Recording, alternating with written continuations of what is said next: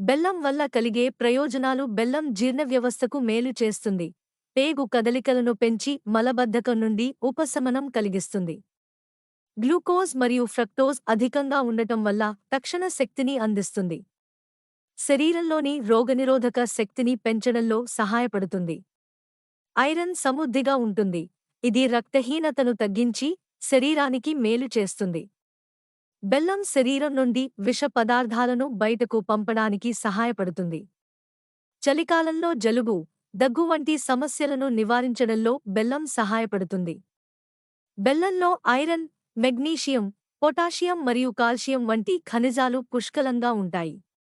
Sugar ఉన్నవారు వైద్యుడిని సంప్రదించిన తర్వాత బెల్లం తీసుకోవాలి.